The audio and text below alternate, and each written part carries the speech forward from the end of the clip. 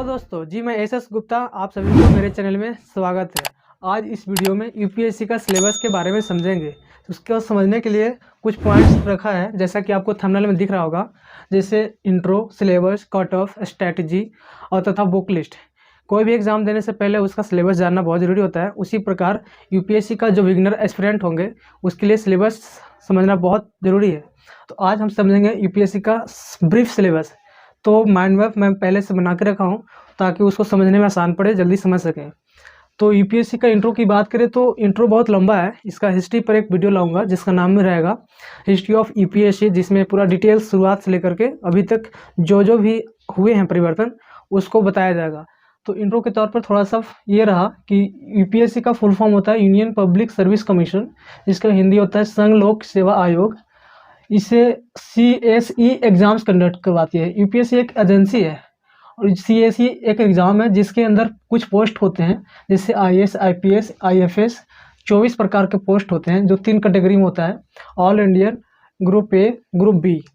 जो सबसे फेमस है ऑल इंडिया, जैसे IAS, IPS, IFS, ये 3 जो है जो बहुत ज़्यादा फेमस है, यूपीएससी के नाम से ही जाना जाता है। अब बात करते हैं सिलेबस की। तो यूपीएससी 3 स्टेजेज में एग्ज़ाम लेती है। फर्स्ट स्टेज को हम लोग बोलते हैं पीटी, जो ऑब्जेक्टिव होता है। सेकेंड को मेंस बोलते हैं, जो सब्जेक्टिव होता है यानी लिखने वाला, ये ऑब्जेक्टिव मीन्स MCQ। और लास्ट होता है इंटरव्यू यानी ओरल, जो 30 मिनट्स का होता है, 275 मार्क्स का होता है। अब बात करते हैं सिलेबस की। जैसे पीटी में 2 पेपर होते हैं, फर्स्ट और second. GS first, GS second. Second को सीसेट पेपर बोलते हैं। फर्स्ट की बात करें तो इसमें करंट अफेयर होता है, इतिहास आता है, भूगोल, राजनीतिक शास्त्र, अर्थशास्त्र, विज्ञान एवं पर्यावरण। विज्ञान में साइंस एंड टेक भी आता है। करंट अफेयर की बात करें तो 30 क्वेश्चन आते हैं, जिसमें अर्थशास्त्र और पर्यावरण दोनों इंक्लूड होता है। और उसके बाद हिस्ट्री और ज्योग्राफी से 15, 10, 15, 20, 10, 20, ये संख्या ऊपर नीचे भी हो सकता है क्योंकि, लेकिन एवरेज यही देखा गया है पिछले 5 सालों में। अब बात करें तो इसमें 2 घंटे आते हैं, टाइम मिलते हैं, और इसमें भी 2 घंटे टाइम मिलते हैं। अंक की बात करें तो 200 दोनों होता है, लेकिन प्रश्नों की संख्या इसमें 100 होता है, इसमें 80 होता है। और ये सीसेट पेपर है, इसमें कॉम्प्रिहेंशन, मैथ और रीजनिंग आता है। इसमें क्वालिफाइंग पेपर है। ये जो पेपर है क्वालिफाइंग है, सिर्फ इसका मेरिट नहीं लगता, मेरिट इसके बेसिस पर लगता है, जीएस फर्स्ट के बेसिस पे।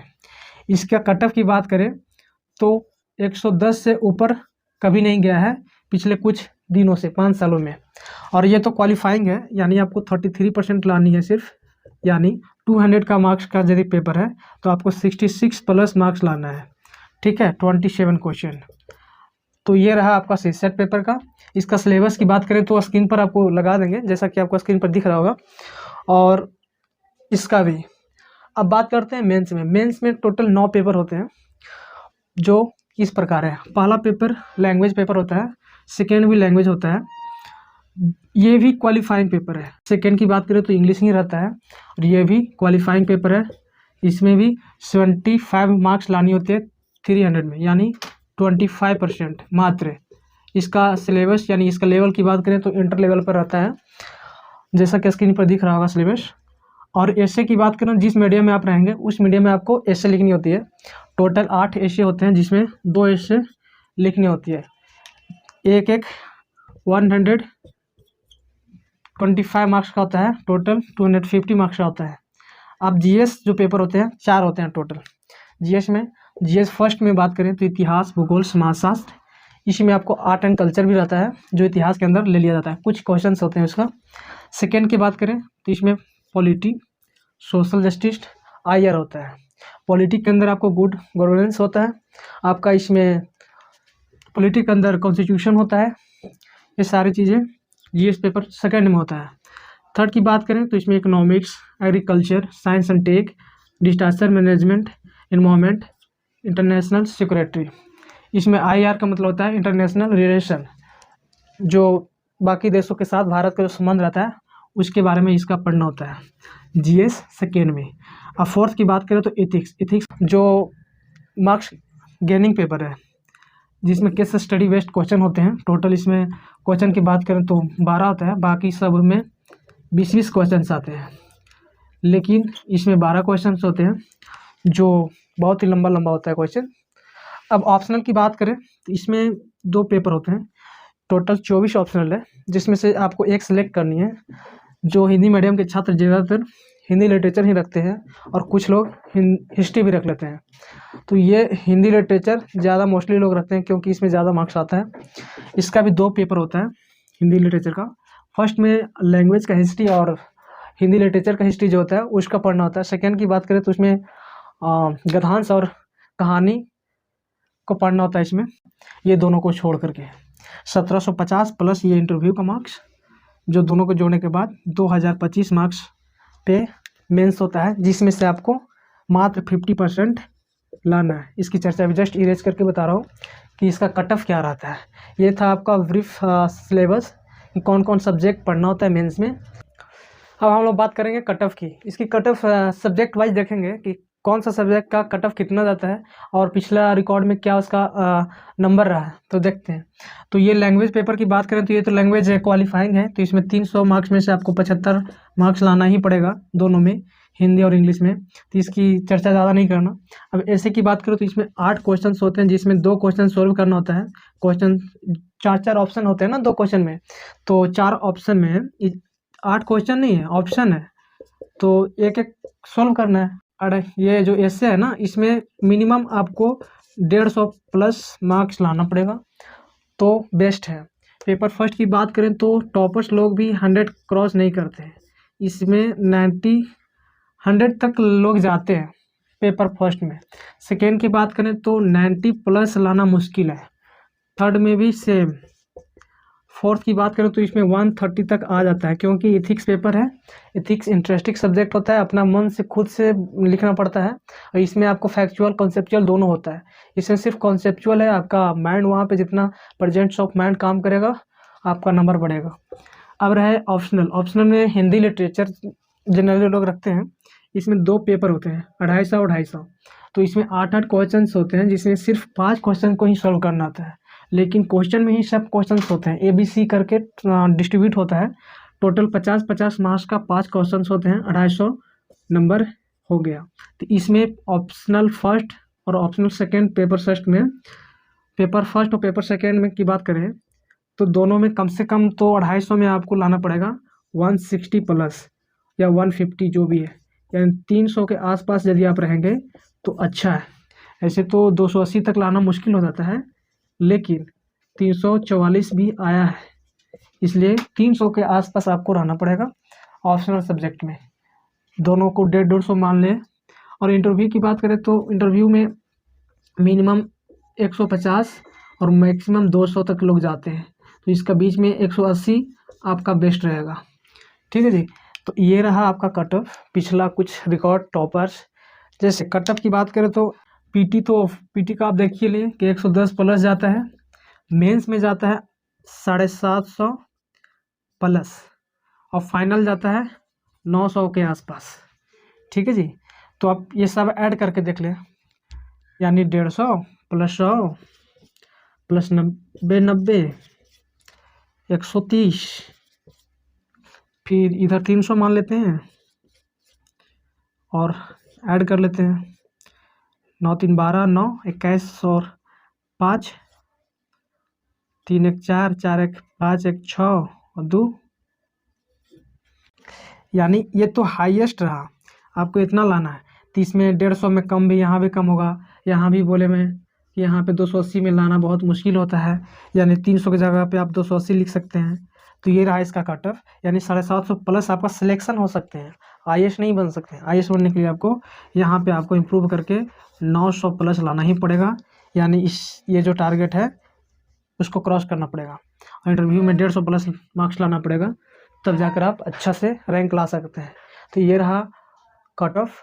अब चर्चा करेंगे स्ट्रैटेजी का, उसके बाद बुक लिस्ट का। स्ट्रैटेजी की बात करें तो स्मार्ट स्टडी करना पड़ेगा। जैसा कि सिलेबस सभी एग्जाम में 100% होते हैं, तो 100 मार्क्स नहीं लाना, क्योंकि अभी हमने चर्चा किया कि कट ऑफ इसका जो है 50% से नीचे जाता है, यानी हम लोग का टारगेट कितना होना चाहिए, 50% मार्क्स लाना। तो कितना सिलेबस पढ़े कि हमारा 50% मार्क्स आ जाएगा। यूपीएससी का सिलेबस की बात करें तो 100% पढ़ना, यदि हम पढ़ना चाहें अच्छा से, तो आपको 2 साल से ज़्यादा टाइम लगेगा और हमें 1 साल में तैयारी करनी है, और वो भी हमें बस 50% नंबर लाना है। तो आपको 50 से 100 के बीच में जो सिलेबस होगा, सिलेक्टेड टॉपिक्स पढ़नी है। यानी आप 50% सिलेबस को कवर करते हैं तो भी आप 50% मार्क्स ला सकते हैं, और 100% सिलेबस को कवर करेंगे फिर भी आप नहीं ला पाएंगे, क्योंकि पिछले बहुत दिनों तक टॉपर्स का मार्क्स 50% से ऊपर नहीं गया है। यानी 1100 से प्लस 1150 तक गया है, लेकिन प्लस नहीं गया है। यानी 2025 में कितना परसेंट हुआ, 50 से थोड़ा बहुत ज़्यादा है। तो हमें क्यों इतना लाना, बस 50% हमें मार्क्स लाना है। तो उसका यह है कि सिलेबस को सिलेक्टेड बनाएंगे और स्मार्ट बनाएंगे। यानी यदि हम देखें तो पीटी भी पढ़नी है, मेंस भी पढ़ना है, newspaper, magazine, optional, answer writing करना है, तब जाकर आपका मेंस सही लिखाएगा। एनसीईआरटी बुक्स को पढ़ना है, स्टैंडर्ड बुक को पढ़ना है, क्लास को पढ़ना है। तो ये सारी चीज़ों को देखते हुए आपको स्मार्ट स्टडी करनी है, सिलेक्टेड टॉपिक पढ़ना है, सिलेबस को छोटा बनाना है, बुक्स को बहुत कम बनाना है। ये नहीं कि हिस्ट्री पढ़ रहे हैं और हिस्ट्री में आप 5-6 बुक पढ़ रहे हैं। हिस्ट्री के लिए कुछ लोग बस 11th और 12th का बुक्स पढ़ते हैं और स्पेक्ट्रम पढ़ते हैं, बस ये 3-4 बुक्स पढ़े, 11th-12th का टोटल मिला के 4 बुक और ये 5 बुक। कुछ लोग स्पेक्ट्रम के साथ साथ ओल्ड 6 to 12 पढ़ेंगे, ओल्ड और न्यू पढ़ेंगे, स्पेक्ट्रम और साथ ही साथ और भी 10 बुक्स पढ़ेंगे। तो आपको एक सब्जेक्ट में इतना बुक्स पढ़ेंगे। और हिस्ट्री का वेटेज कितना होता है, 250 में मात्र 80 मार्क्स का, और 80 मार्क्स के लिए आप इतना सारे बुक्स पढ़ेंगे, फिर भी आपको 250 में कितना नंबर आता है, मात्र 100 नंबर। और 100 में इसका भाग 1 मान लीजिए कितना होगा, यानी ये कितना है और वो, यानी आप 30-40 नंबर के लिए इतना बुक्स पढ़ना पड़ेगा। और यदि आप मात्र 11-12 स्पेक्ट्रम भी पढ़ेंगे तो उतना नंबर ला सकते हैं। कहने का सारांश यही रहा कि यदि आप 50% सिलेबस को अच्छा तरीक़ा से पढ़ेंगे तो आप 50% मार्क्स ला सकते हैं, और 100 के चक्कर में आप 50 भी नहीं अच्छा से पढ़ पाएंगे। यानी रिवीजन इसमें चाहिए होता है, बार बार रिवीजन, तब जा कर के आप ये ला सकते हैं। यानी स्ट्रेटजी का मेन फोकस स्मार्ट करना है, ना कि हार्ड वर्क करने से कुछ नहीं होता, स्मार्ट वर्क करना पड़ेगा। ठीक है जी। अब बात करेंगे बुक लिस्ट की। बुक लिस्ट कौन कौन सा पढ़े हर एक सब्जेक्ट वाइज, ताकि वेस्ट रहेगा। तो चलिए देखते हैं इसका बुक लिस्ट। अब बात करते हैं बुक लिस्ट की। बुक लिस्ट की बात करें तो मैं बहुत ही मिनिमम बुक्स की चर्चा किया हूँ, क्योंकि इसके बुक्स की चर्चा करेंगे तो बहुत ही लार्ज हो जाएगा। लेकिन जैसे 11th-12th की सिर्फ चर्चा की है, क्यों, क्योंकि आप ये दोनों क्लास का पढ़ लेंगे तो आपको कवर होगा। मैंने अभी जस्ट बात किया कि 50% सिलेबस 50 से 100% तक कवर करनी है, तो आपको सिलेक्टेड बुक्स को ही पढ़ना पड़ेगा। यानी 50 से एवं पढ़ना ही पड़ेगा, 50 से कम पढ़ेंगे तो आपको नहीं होगा, क्योंकि आपको 50% मार्क्स भी लाना है। तो ये जो बुक्स है, इतना बुक्स को आप बार बार पढ़ेंगे तो आपको बेसिक नॉलेज हो जाएगा। साथ ही साथ आपको कुछ चीज़ों को गूगल से नोट्स करनी पड़ेगी, ताकि आप जो इसमें नहीं रहेगा तो ये रहे। साथ ही साथ आपको PYQ को एनालिसिस करते हुए टॉपिक्स यदि नया मिले, इस सारी चीज़ों में न मिले, तो आपको गूगल या कोई अदर बुक्स को भी रेफ़र करना पड़ेगा। जैसे इतिहास की बात करें, यानी पीटी या मेंस दोनों प्लस है ये, और ये जो बुक्स है सिर्फ मेंस में आता है, आपको पीटी के लिए नहीं पढ़ना है। पीटी की बात करें तो सीसेट एक अलग चीज़ें हैं, ये जीएस की सिर्फ बुक्स लिस्ट है। सीसेट के लिए आपको मैथ्स, रीजनिंग और कॉम्प्रहेंशन के लिए PYQ, और नहीं तो मार्केट में जो टेस्ट सीरीज है उसको करना पड़ेगा। तो सीसेट की चर्चा नहीं है। आपको ऑप्शनल के लिए यदि हिंदी लिटरेचर रखते हैं तो दृष्टि का जो भी नोट्स है, बुक्स है, दृष्टि का आप पढ़ना पड़ेगा। निबंध की बात करें तो दृष्टि में एक बुक्स आती है, वो सही है। ये मेंस का बुक रहा। और ये जो बुक्स हैं बहुत इंपॉर्टेंट है, जैसे एनसीईआरटी का 11th-12th इतिहास के लिए प्लस स्पेक्ट्रम, बस यही 4 बुक्स ये दोनों से आते हैं, और स्पेक्ट्रम 5 बुक। भूगोल का बात करें तो 11th-12th का प्लस एटलस, और PYQ। पॉलिटी की बात करें तो 11th-12th प्लस लक्ष्मीकांत। इकोनॉमिक्स की बात करें तो सेम 12th के नहीं, एक ही बुक पढ़ना है 11th वाला, जो भी मैक्रो रहेगा वो बुक। और रमेश सिंह का एक बुक आता है, उसमें से सिलेक्टेड टॉपिक्स। पर्यावरण की बात करें तो दृष्टि प्लस करंट अफेयर, ये करंट अफेयर बेसिस वाला है। करंट अफेयर ये भी है, ये भी है, और ये भी है। साइंस एंड टेक जो है करंट अफेयर से रिलेटेड आता है क्वेश्चन। तो ये तीनों जो सब्जेक्ट है करंट अफेयर बेसिस है, और साथ तो कुछ ना कुछ ये सारे लिंक होते हैं। आंतरिक सुरक्षा, ये तो पूरी करंट बेसिस है। ये सोसाइटी तो सोसाइटी का बेसिक चीज़ इसमें दिया हुआ है। नीति शास्त्र आपको अलग अलग बुक्स पढ़ना पड़ेगा, कोई इसका पर्टिकुलर बुक्स नहीं है इसका। निबंध की बात करें तो सारी चीज़ें पढ़ लेंगे तो आपको एक पूरा सारा नॉलेज आ जाएगा, तो आप कोई भी टॉपिक पे लिख सकते हैं। ये दृष्टि का एक बुक जो आता है उसके ऊपर बहुत ही अच्छा लिखा हुआ है निबंध के ऊपर। हिंदी लिटरेचर की बात करें तो कुछ बुक्स पढ़ना है, उपन्यास, कहानी, नाटक, काव्य का वो, और साथ ही साथ इसका नोट्स जो ये रिलीज करते हैं।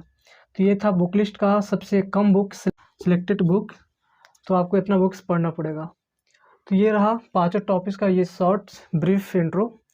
अब आने वाला वीडियो में इसी यूपीएससी से रिलेटेड बहुत सारी चीज़ें आपको डॉट्स क्लियर करने की कोशिश करूँगा। उम्मीद करता हूँ कि ये वीडियो आपको पसंद आया होगा। यदि पसंद आया तो दोस्तों के साथ शेयर करें, सब्सक्राइब करें तथा कमेंट करके आपको जो भी इंक्वायरी है पूछने की कोशिश करें।